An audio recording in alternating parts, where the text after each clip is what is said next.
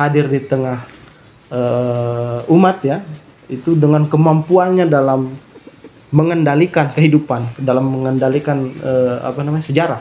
Jadi alasan Halimatus Sa'diyah mengambil Waktu Nabi itu Muhammad, daripada tidak mendapatkan, itu kan dia juga tidak mendapatkan bayi untuk disusui. Daripada tidak dapat ya lebih baik ambil saja. Yang paling yang paling menarik diceritakan di sini ketika Nabi itu menjadi pemimpin politik. Ya. Muhammad hanya boleh umroh sekali setahun. demi supaya tidak terjadi perang tumpahan darah. Ya.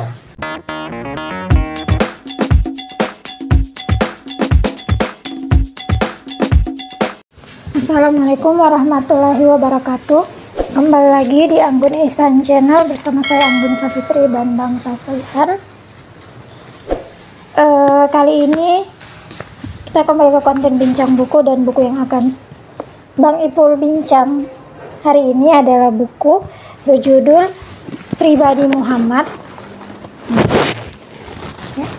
Pribadi Muhammad, riwayat hidup sang Nabi dalam bingkai sejarah, politik, agama, dan psikologi, dari Leslie Hazelton. Ini dia bukunya. Jadi buku ini berisi tentang cerita tentang kehidupan Nabi Muhammad dari sudut pandang yang tidak biasa, bisa dibilang begitu ya. Oke, jadi nanti Bang Ipul akan mereview, ya, membincang hasil dari bacaan Bang Ipul tentang buku ini. Kira-kira apa yang diceritakan Hazelton tentang Nabi Muhammad? Ya, pada Bang Ipul saya silakan untuk langsung membincang bukunya. Bismillahirrahmanirrahim. Assalamualaikum warahmatullahi wabarakatuh. Ya, buku ini tentang sejarah. Ya. Sejarah itu kalau diceritakan kita bisa memisahkan antara yang mana yang fakta dan mana interpretasi terhadap fakta.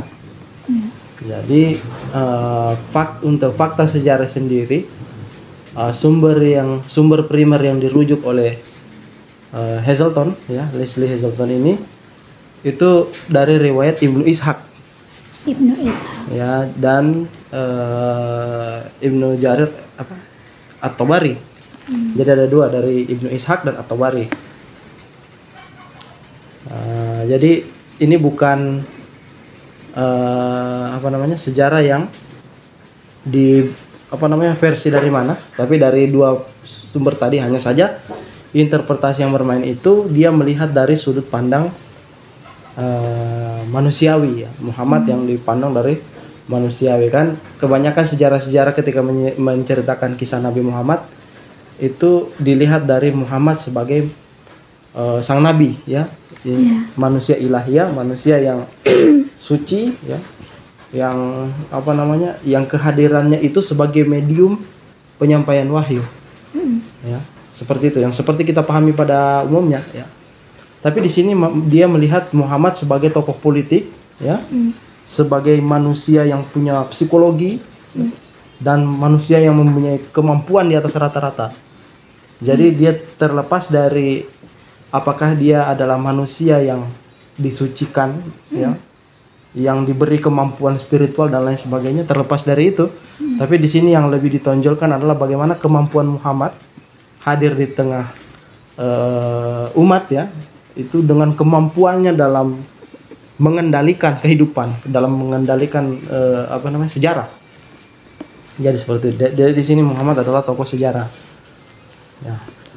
Nah, Leslie Hazelton sendiri itu seorang perempuan, ya, Yahudi, dan masih kecil dia itu sebenarnya sudah bercita-cita menjadi rabi. Tapi akhirnya dia menjadi seorang, ya, lebih tepat kepada seorang akademis, dan dia menulis buku ini. Sebagai kita mungkin sebagai orang Islam, ya, mungkin ada yang menaruh curiga ketika orang di luar kalangan kita yang menulis tentang Muhammad. Tapi di sini nanti dia akan melakukan pembelaan terhadap Muhammad termasuk dari serangan para orientalis, ya, orang-orang Barat yang menulis tentang Islam. Nah, baik. Jadi Muhammad ini dihadirkan dalam latar politik, ya, setting masyarakat Arab pada saat itu, setting budaya, di mana ya manusia itu yang superior adalah suku, ya, apalagi seorang laki-laki, ya. Jadi patriarki ya, patrilineal, ya, yang itu superioritas suku ditentukan oleh keturunan dari laki-laki. Nah, jadi di sini Hazelton menggambarkan Muhammad itu dualisme kepribadian secara secara kultur.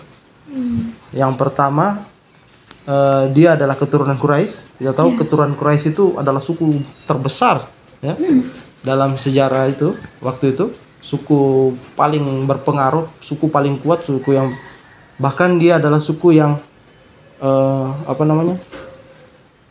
menjaga Ka'bah itu lantaran kuatnya suku itu, ya. Tapi dia sendiri juga adalah anak yatim. Ya. Ya, kita tahu bahwa kita ini bukan berpikir bahwa zaman itu adalah zaman sekarang, di mana anak yatim dengan anak yang jelas yang masih hidup orang tuanya, ya, itu sama, tidak. Jadi kebesaran orang itu ditentukan juga kebesaran suku yang dibawa, dan ketika dia tanya siapa ayahnya, dan ketika Nabi Muhammad sebagai anak yatim, Nabi Muhammad Ayahnya sudah meninggal. Dan kita tahu bagaimana konsekuensinya, ya, bahwa Nabi Muhammad pada saat itu tidak mendapat wibawa, ya, karena dia anak yatim itu kedudukannya di antara suku-suku yang ada itu tidak terpandang, ya.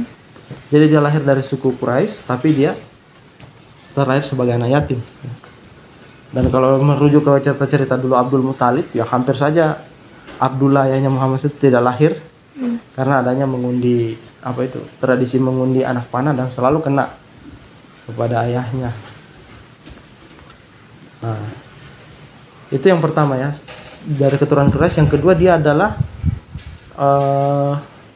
karena disusukan, ya, sama suku pedalaman, yaitu Halimatus Sa'diyah, maka dia juga adalah termasuk anak-anak yang hidupnya keras, ya. Karena dia disusui sampai 2 tahun, dan ketika istilahnya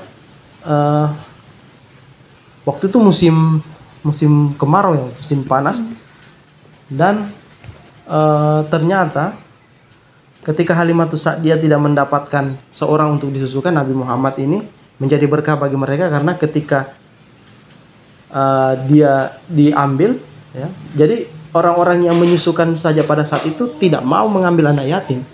Ya. Karena anak yatim itu katanya nanti orang tuanya tidak akan sanggup membayar, jasa menyusui itu. Ya, bayangkan bagaimana kedudukannya. Jadi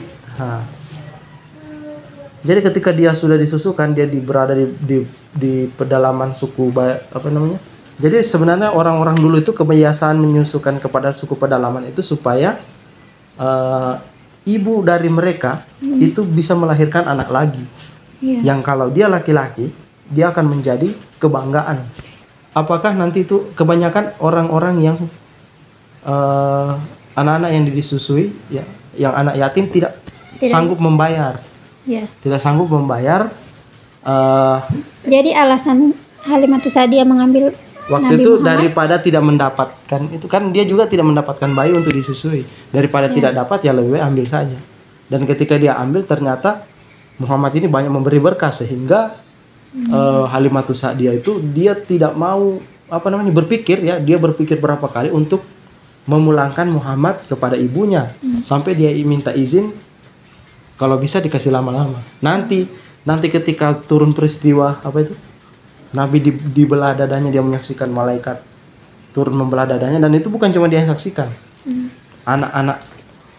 Anak-anak teman sepermainan Muhammad juga menyaksikan itu, dan itu dilaporkan. Jadi karena Halimatus Sa'diyah khawatir, dia bilang, nanti ini anak jangan-jangan dia nanti ada kelainan lebih dipulangkan saja. Nah, padahal itu dalam cerita kita adalah tanda kenabian, ya, seperti itu. Nah, singkat ya, bahwa di sini Nabi itu berangkat dari itu ya, dari orang yang bukan siapa-siapa. Nah, walaupun dia nanti dipelihara oleh Abdul Muthalib, kakeknya, tapi dia oleh di kalangan Quraisy itu tidak terpandang. Dia dipelihara, dibesarkan dan diajar untuk berdagang. Dan kemudian Abdul Muthalib wafat, dia dipelihara oleh Abu Thalib pamannya, tapi dia sebagai keponakan tetap kedudukannya tidak terhormat di kalangan mereka karena ditahu dia anak yatim. Coba bayangkan. Jadi kehormatan seseorang itu ditentukan oleh statusnya dia dari keturunan. Jadi seperti itu.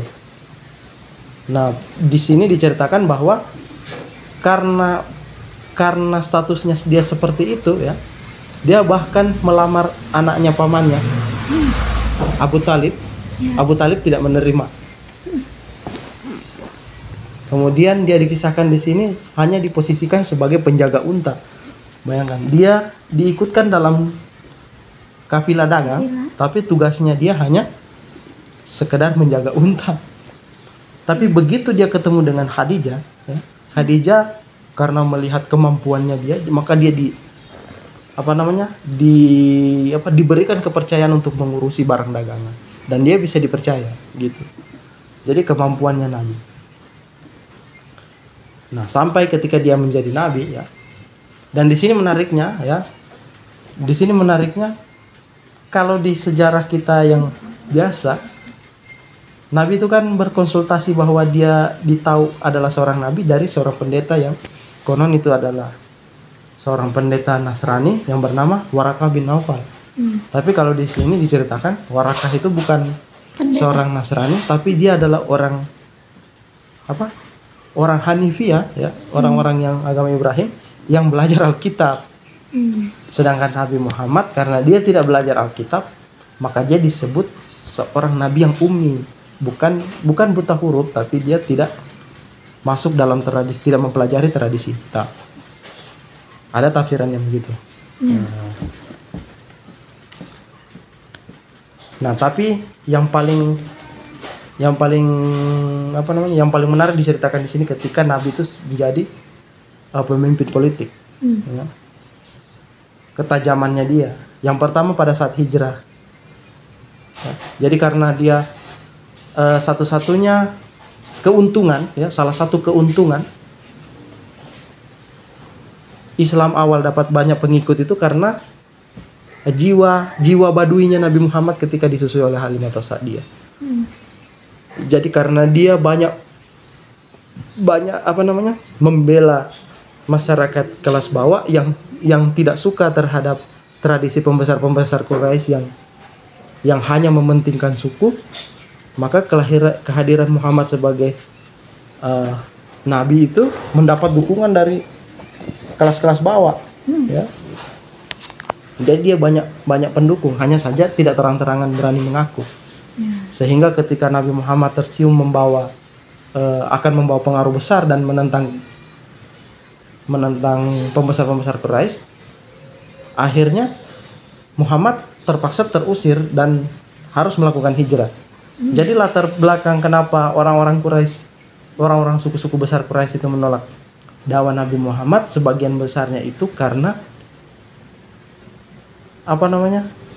pengaruh yang akan diberikan oleh Muhammad yang sangat berbeda dengan ajaran leluhurnya Quraisy, sangat berbeda dengan tradisinya Quraisy, dan itu mendapat simpati dari kalangan-kalangan bawah, sehingga orang-orang di kalangan bawah itu diancam kalau kamu mengikuti Muhammad, ya, antara lain tidak akan ditolong atau dibunuh, tidak akan mendapat perlindungan dan lain sebagainya. Jadi teror seperti Hazelton dia meletakkan masalah kepada sosial ya, faktor sosial, bukan semata faktor keyakinan. Ya. Jadi pengaruhnya Muhammad ketika hadir itu dan ketika hijrah ya, dan memang di situ diceritakan bagaimana cerdasnya Nabi Muhammad ketika membaca potensi supaya hijrah tidak dikejar. Dia harusnya lari ke Yaman kan, ke utara kan, ke mana? Ke Madinah. Tapi dia lari ke selatan. Dia lari ke selatan. Jadi sehingga orang yang mencium jejaknya itu sampai ketika dia sembunyi di batu, dia bilang tidak mungkin mereka lari ke sini. Kan padahal mereka memang lari ke situ. Ya. Dan dia memutar pakai jalur memutar ke pinggir pantai dan akhirnya tembus di Madinah. Nah, sampai di Madinah Nabi Muhammad diterima. Itu di sini kalau kita lihat lebih bukan karena tanda-tanda kenabian itu. Memang ada terbaca oleh dia tanda-tanda kenabian berdasarkan keterangan orang-orang yang seperti Warakah bin Nawfal tadi yang membaca tradisi kitab. Ada pendeta Bukhaira, kan? Ada ahli-ahli itu yang membaca tanda-tanda Nabi. Tapi karena Nabi itu ketika dia di Madinah, dia mampu mendamaikan dua suku besar yang tidak pernah akur. Ya. Ya, begitu ya. Suku besar yang dan bagaimana cerdasnya dan ketika dan begini ya, ada yang tidak terduga misalnya dari kita ketika membahas sejarah. Ketika Nabi Muhammad di Madinah sudah ingin membangun satu kekuatan. Itu kan membangun kekuatan itu kan harus ada harus ada ekonomi, ya kan? Ya. Harus ada ekonomi, harus ada modal, harus ada umat, harus ada pengikut, harus ada tentara dan lain sebagainya. Jadi jalannya untuk mendapatkan harta itu yang pertama dengan menjarah. Jadi suku-suku yang akan berjalan ke Mekah, akan berdagang ke Mekah, dijarah di tengah jalan oleh kelompoknya Muhammad. Ya itu diceritakan di sini, dijarah dan kemudian salah satunya tujuannya juga untuk itu ya, membuat teror bahwa ada satu penguasa wilayah yang dipimpin oleh Muhammad. Sehingga kabar-kabar inilah yang nanti akan sampai ke Mekah dan yang membuat dua pembesar Quraisy itu marah dan ingin berperang ya, dan nanti akan dikenal dengan perang Badar. Jadi ada dua pasukan. Yang pertama itu siapa ya? Abu Jahal kalau tidak salah. Abu Jahal yang pertama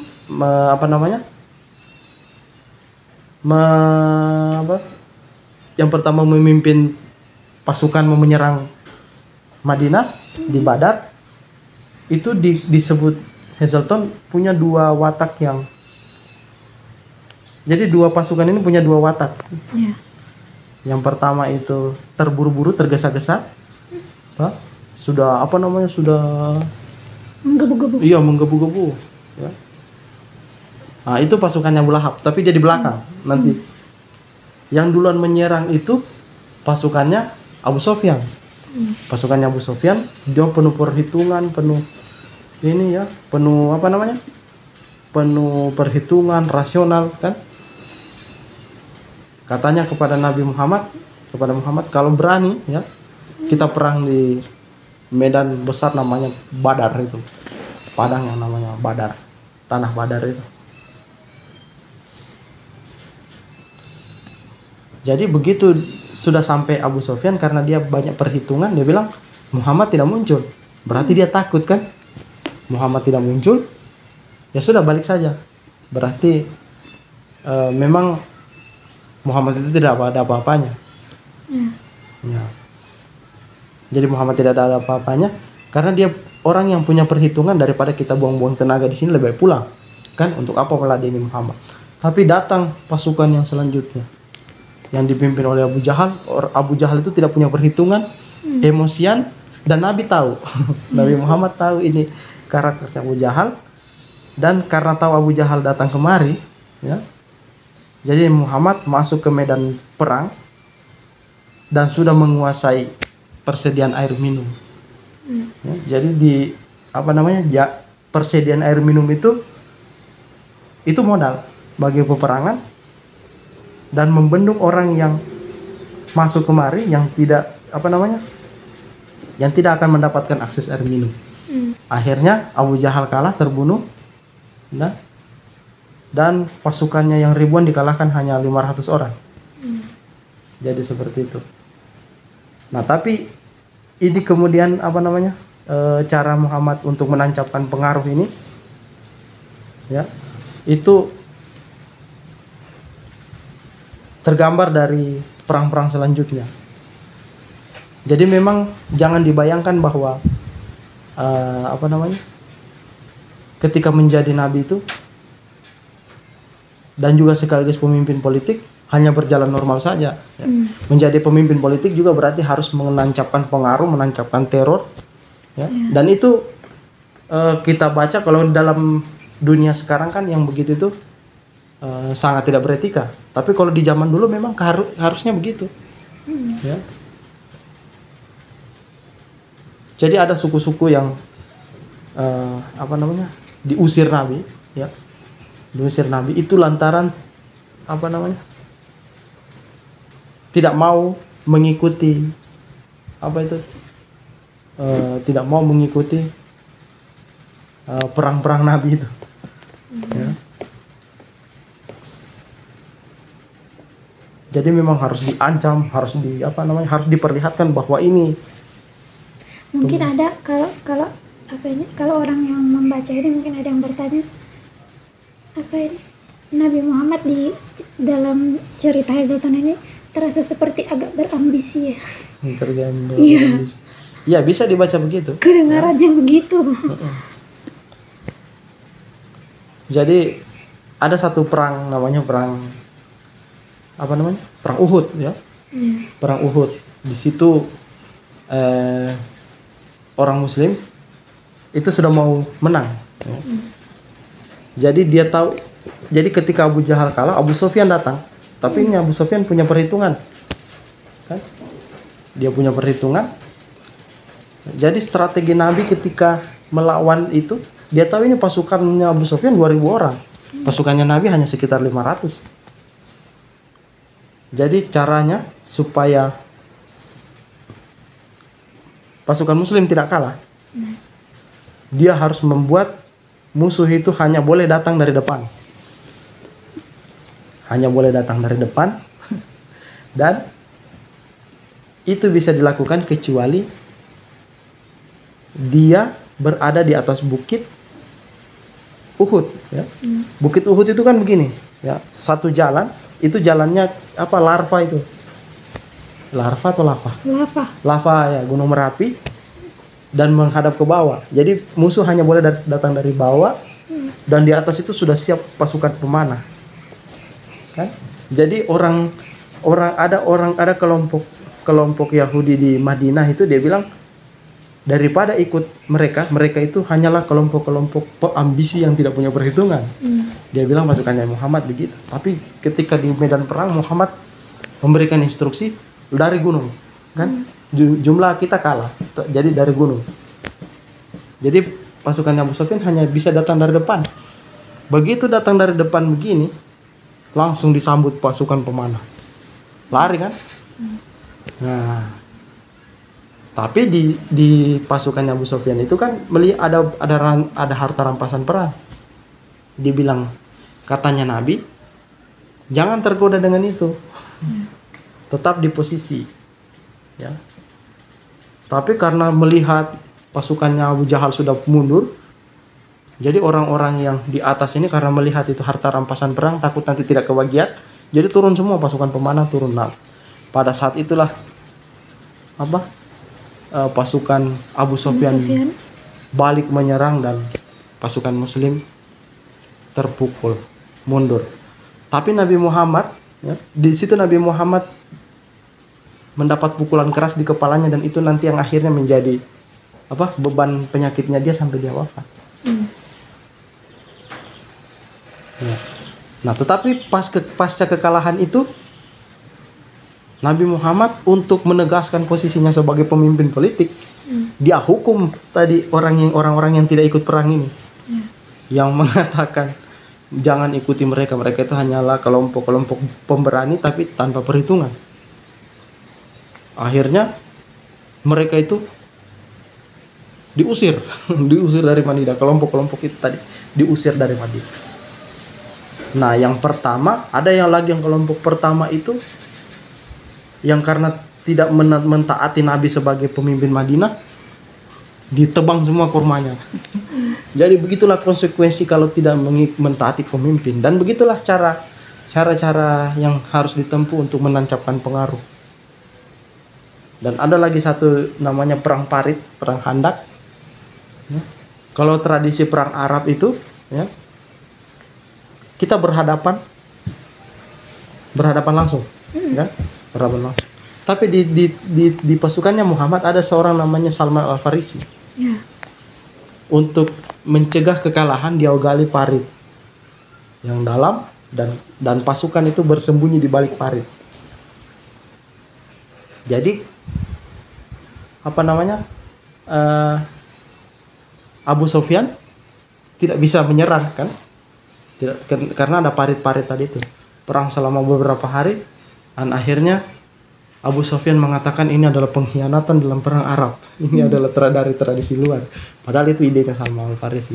Dan di situ karena pasukan Muslim dianggap sudah mau kalah, jadi ada lagi satu kelompok Yahudi namanya Bani Quraiza, ya, yang itu hampir saja bersepakat dengan Abu Sufyan. Hampir saja menyerah kepada Abu Sufyan kalau bukan karena tercium duluan gelagat mereka. Dan akhirnya karena ada bau-bau pengkhianatan seperti itu, mereka satu suku itu selain anak-anak dan perempuan dipenggal di parit situ sebagai penegasan itu harga yang dibayar kalau mengkhianat terhadap negara. Dan itu itu cara menegaskan kepemimpinan. Dan dan akhirnya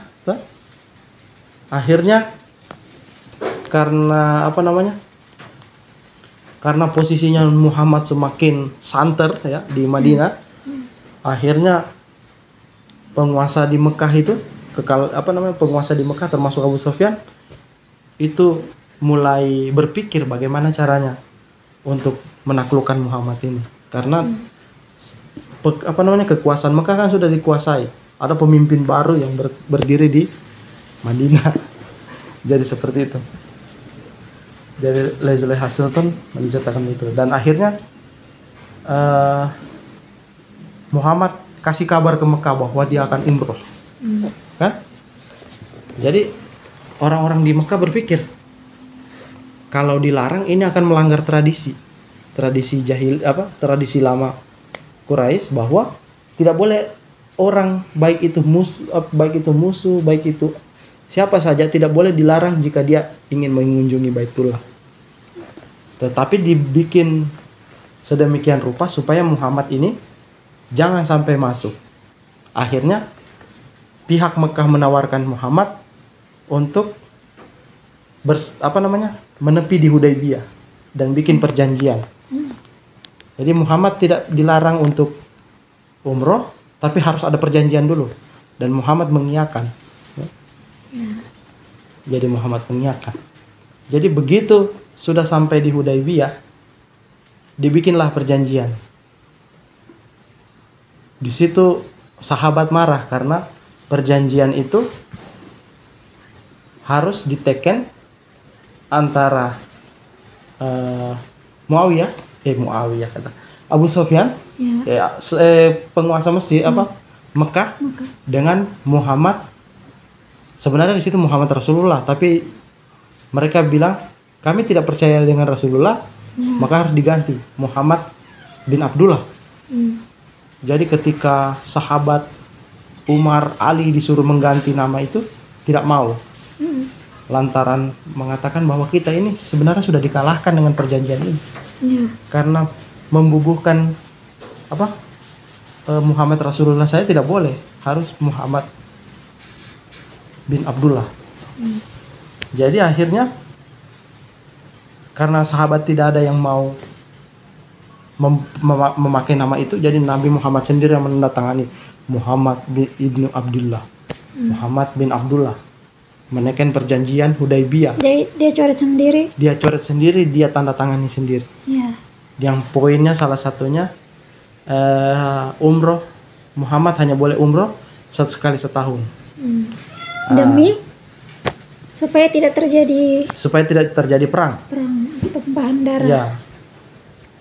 Jadi lantaran penguasa Mekah tidak mau Muhammad berumroh, makanya harus ada perjanjian. Kalau tidak terjadi perang, kan mereka dijamu di perang di luar. Nah, bagi kelompok Muslim ini semacam kekalahan, bahwa kita sudah mengalah apa segala macam. Tapi bagi Nabi Muhammad justru dia baca ini sebagai keuntungan, karena di situ sebagai penegasan diakui dia sebagai pemimpin Madinah yang melakukan perjanjian dengan penguasa Mekah. Jadi ada 2 penguasa yang terikat dalam perjanjian. Tanda tangan di situ.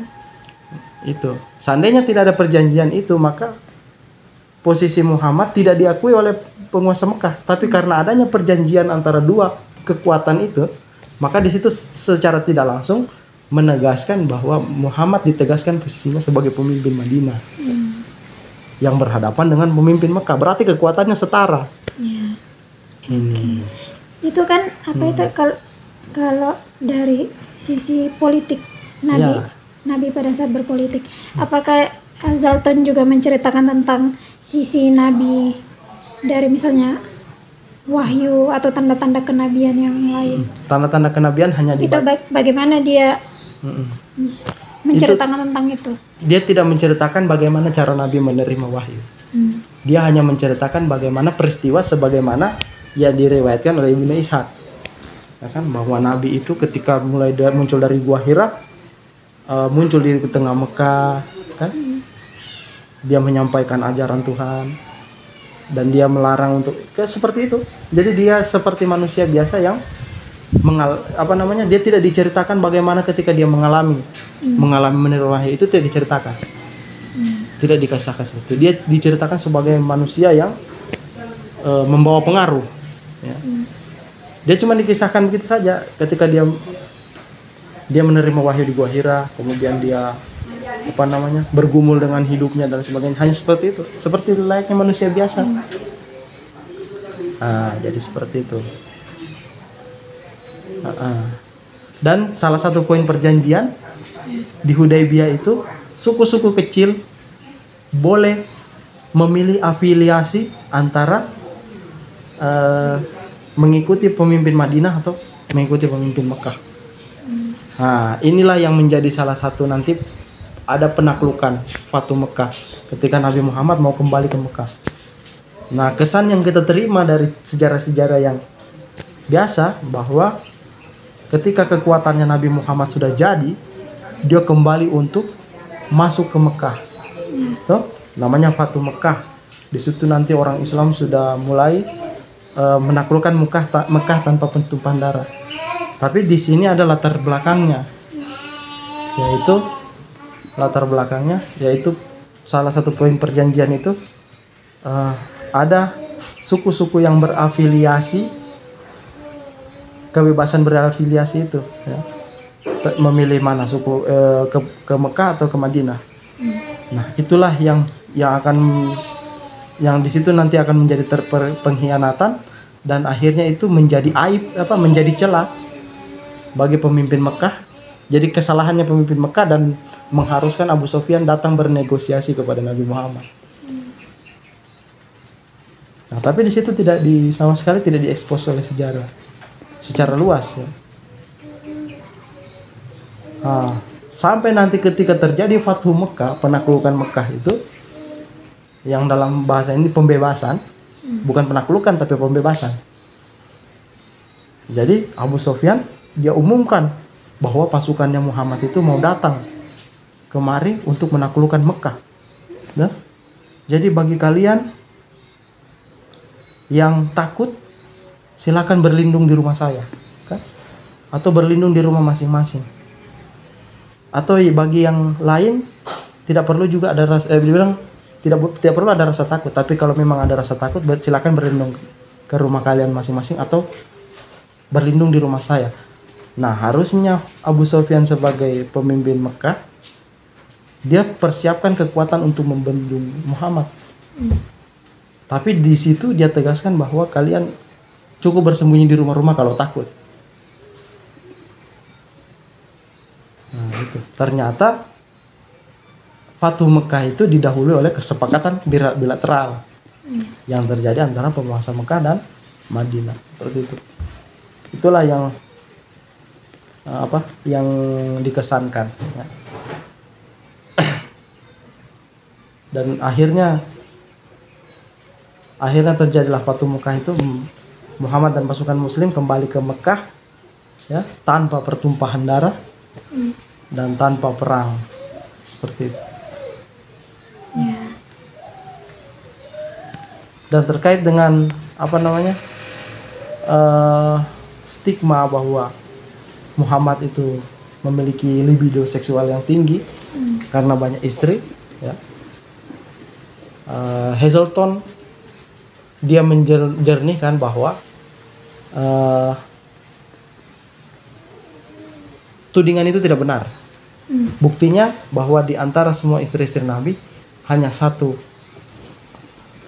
dari istri itu yang memiliki anak, yaitu Khadijah. Dan satu lagi, ya, dalam ada yang menyebut itu dinikahi sebagai istri, ada yang menyebutnya sebagai budak, yaitu siapa? Maria Al-Qibti. Jadi di antara istri-istri Nabi hanya 2 orang itu yang melahirkan anak Nabi. Nah, jadi salah satu cara untuk Nabi membangun aliansi politik, ya, dengan perkawinan. Ketika dia membangun aliansi dengan kelompok-kelompok Yahudi, ketika dia terafiliasi, membangun afiliasi dengan suku-suku, itu melalui pernikahan. Begitu juga ketika dia sebenarnya sebelum Fatuh Mekah itu dia menjalin hubungan pernikahan dengan anaknya Abu Sufyan.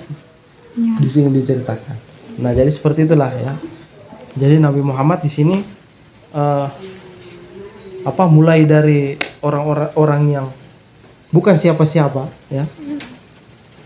Bukan dia keturunan Quraisy, tapi karena dia anak yatim, maka dia tidak dihitung sebagai siapa. Dia tetap diambil menjadi bagian dari Quraisy, tapi dia diposisikan sebagai orang rendahan, orang di bawah. Dan karena itu ketika dia diangkat menjadi rasul, dia menyebarkan ajarannya. Yang pertama menerima ajarannya itu adalah orang-orang yang berasal dari suku-suku kecil, orang-orang yang tidak punya kedudukan di masyarakat, dan dia meraih simpati karena agama Islam itu diturunkan kebetulan memerangi bentuk-bentuk praktek-praktek yang dilakukan oleh pembesar-pembesar Quraisy itu, yang menindas, yang yang tidak menguntung, yang menguras, ya, yang mengeksploitasi kelompok-kelompok kecil. Jadi seperti itu. Ya. Dan begitu juga melalui pernikahan tadi, Nabi Muhammad menjalin kekerabatan dengan sahabat-sahabat terdekatnya. Ya, jadi itu yang ditepis oleh Leslie Hazleton, walaupun dia seorang orientalis, ya, tapi dia membantah kalau Nabi Muhammad itu memiliki libido seksual dengan pernikahan dengan banyak istri. Tapi itu pernikahan yang dia lakukan itu antara lain, selain untuk menyelamatkan orang-orang yang ditinggal suaminya di medan perang, juga dia melakukan pernikahan itu demi membangun afiliasi, demi mengikat dengan kelompok-kelompok yang yang ingin dia kuasai, yang ingin dia pimpin. Seperti begitulah cara Nabi dalam membangun kekuatan politik, dan dia dihitung sebagai penguasa yang berdiri sendiri, yang sama besar kekuatannya dengan kelompok Mekah, negara Mekah. Dan akhirnya ketika Fatuh Mekah terjadi, dari pemimpin Madinah, ya, menjadi pemimpin tanah Arab yang terbesar di kota Mekah itu sendiri. Ya, itu saja yang bisa dibincang. Jadi terdengar lebih manusia. Kisah Nabi Muhammad lebih manusiawi, lebih lebih mungkin lebih dekat dengan pemahaman orang-orang. Dekat dengan pemahaman orang-orang ya. Iya. Yang biasanya kita dengar adalah kisah-kisah menerima wahyu iya, bersama tentang sahabat. penerimaan wahyu, tentang tanda-tanda kenabian, mukjizat-mukjizat itu. Iya, sebagai seorang nabi. Tapi ini agak lebih ke pribadi yang seorang yang tokoh saja begitu. Tokoh sejarah. Iya, tokoh sejarah. Tokoh penting dalam sejarah kehidupan ini yang diperhitungkan sampai ke negara. Oke, terima kasih. Itu agak panjang sekali pembahasan tentang ini. Dan ini di sini kami menampilkan buku ini, Bang Ipul menampilkan buku ini hanya sebagai salah satu referensi, ya, bahwa ternyata ada sudut pandang lain yang menceritakan tentang Nabi Muhammad. Gitu. Jadi kalaupun memang ada dari teman-teman penonton Anggun Ihsan Channel yang mungkin tidak setuju ya dengan apa yang disampaikan Bang Ipul tadi, memang agak bagaimana ya, kedengarannya itu agak Nabi yang kita kenal itu sebagai manusia yang suci, itu kedengarannya tadi agak politis. Iya, seperti tokoh politik yang berambisi. Ya, jadi mungkin teman-teman ada yang setuju, ada yang tidak setuju, atau ingin menyampaikan sesuatu tentang apa ya tadi yang dibincangkan oleh Bang Ipul, itu teman-teman bisa langsung cantumkan di kolom komentar gitu. Jadi memang isi bukunya tentang itu ya, isi buku ini Syekh Hazelton ini adalah seperti apa yang Bang Ipul bincangkan tadi. Kalau teman-teman mau cari tahu seperti apa, silakan baca bukunya, cari tahu benar atau tidak apa yang disampaikan Bang Ipul tadi, itu berasal dari buku sini. Dan terima kasih sudah menonton video kami. Kalau ada kritik dan sarannya, silakan langsung dicantumkan di kolom komentar teman-teman. Kami juga menunggu kritik dan saran dari teman-teman untuk membangun channel kami ke depannya. Dan kalau ada permintaan bincang buku apa yang mau dibincang untuk video-video kami berikutnya, bisa langsung cantumkan di kolom komentar juga, mau buku judulnya apa dan penulisnya siapa. Kami tidak membatasi ya, kami tidak membatasi, silakan mau buku apa saja. Kalau masih bisa kami jangkau, akan kami usahakan jangkau dan akan kami bincang di video kami berikutnya. Terima kasih sudah menonton video kami. Kami ucapkan selamat membaca, salam literasi. Assalamualaikum warahmatullahi wabarakatuh.